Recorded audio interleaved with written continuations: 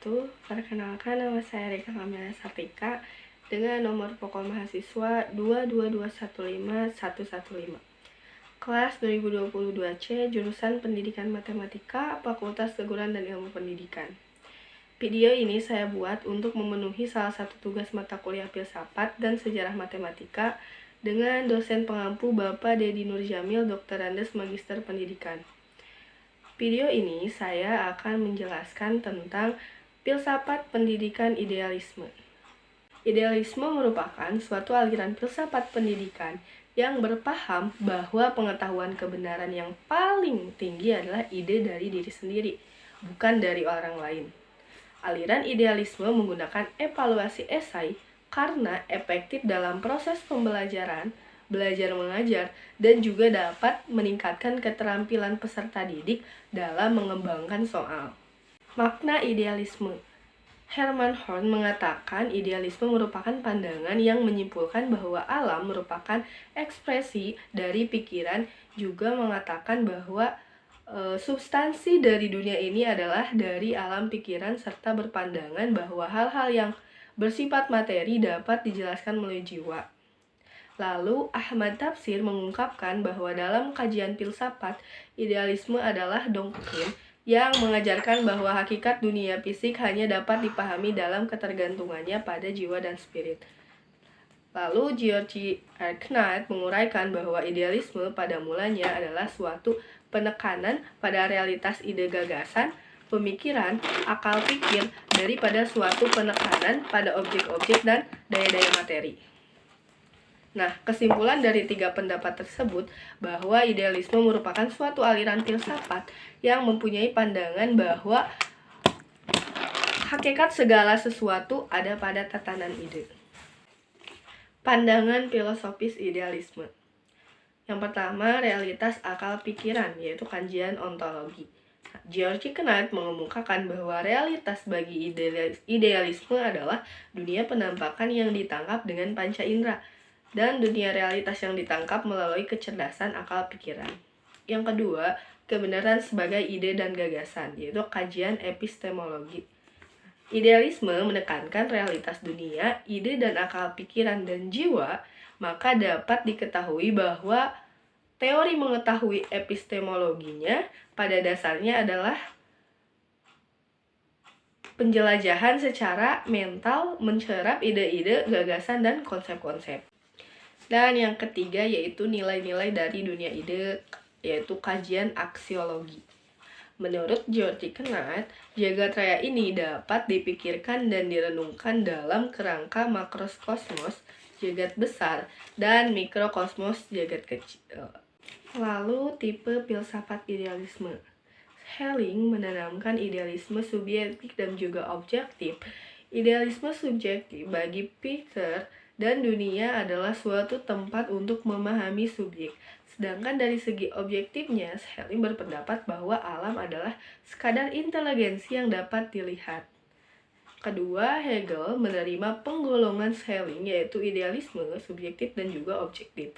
Tetapi ia mengemukakan filsafatnya, tesis antitesis, dan Hegel juga mendirikan alur pemikirannya sendiri yang disebut idealisme absolut sebagai sintetis tertinggi dibandingkan dengan idealisme subjektif dan idealisme objektif. Ketiga, Immanuel Kant mempunyai filsafat idealisme epistemologi yang mengatakan bahwa transendental idealisme kritis. Yang keempat, Locke sebagai penganut idealisme epistemologi yang mengatakan bahwa seseorang hanya dapat kontrak dengan idea-idea atau pada kesempatan tertentu dengan sosok-sosok fisik. Yang kelima, Howison menyebut filsafatnya idealisme personal. Pengelompokan tentang jenis-jenis idealisme. Yang pertama, idealisme subjektif. Idealisme jenis ini kadang-kadang dinamakan mentalisme atau fenomenalisme. Seorang idealis subjektif akan mengatakan bahwa akal dan persepsi-persepsinya atau ide-idenya merupakan segala yang ada, tetapi hanya ada dalam akal yang mempersepsikannya. Kedua, idealisme objektif. Filsuf idealisme yang pertama kali dikenal oleh Plato. Ia membagi dunia dalam dua bagian, Pertama, dunia penglihatan, suara, dan benda-benda individual. Dunia konkret ini adalah temporal dan rusak dan bukan dunia sesungguhnya, melainkan sebagai bayangan atau penampakan saja. Kedua, terdapat alam di atas benda, yaitu alam konsep, idea, universal, atau esensi yang abadi. Yang ketiga yaitu idealisme personal. Personalisme muncul sebagai proses terhadap materialis, mekanik, dan idealisme monistik.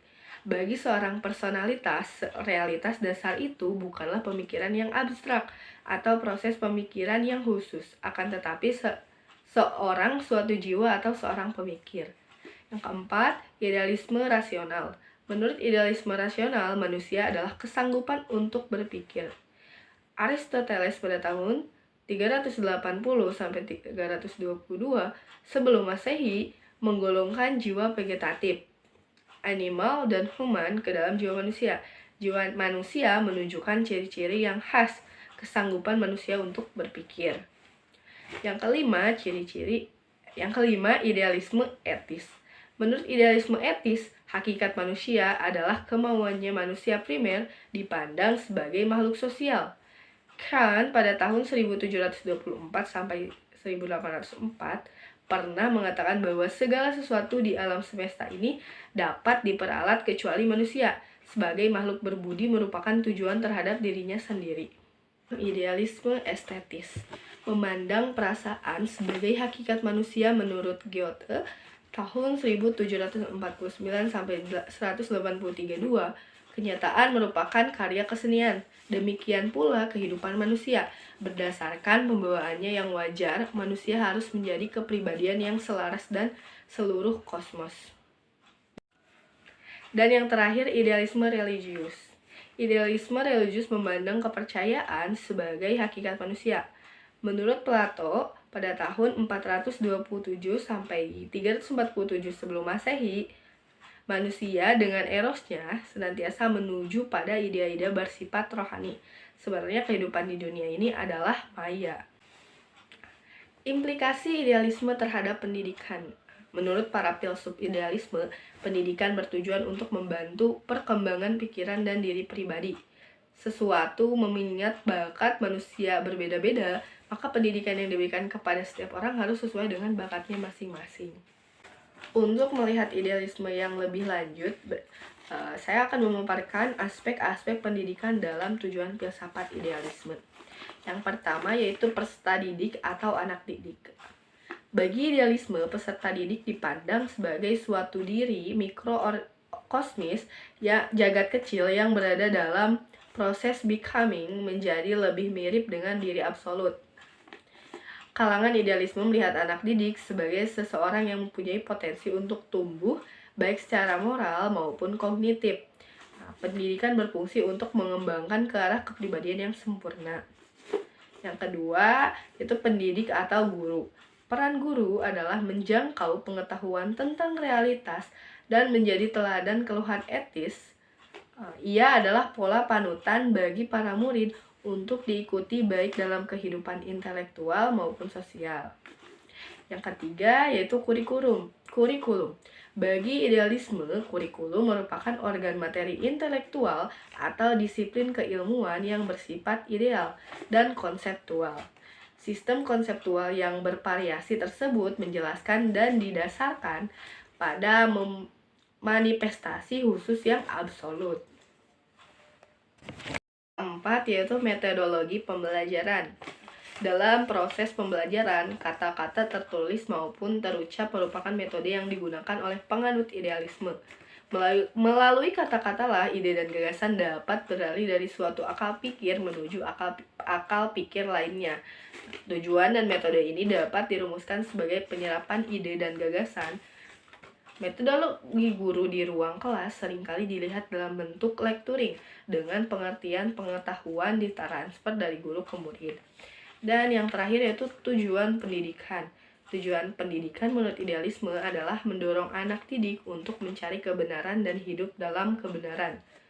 Berarti bahwa individu-individu pertama kali harus mengetahui kebenaran tersebut. Berdasarkan paparan ahli, dapat disimpulkan bahwa idealisme merupakan salah satu aturan filsafat yang mempunyai paham bahwa hakikat dunia fisik hanya dapat dipahami dalam kaitannya dengan jiwa dan roh. Implikasi filsafat dalam pendidikan adalah sebagai tujuan untuk membentuk karakter, mengembangkan bakat atau kemampuan dasar, serta kebaikan sosial. Terima kasih. Wassalamualaikum warahmatullahi wabarakatuh.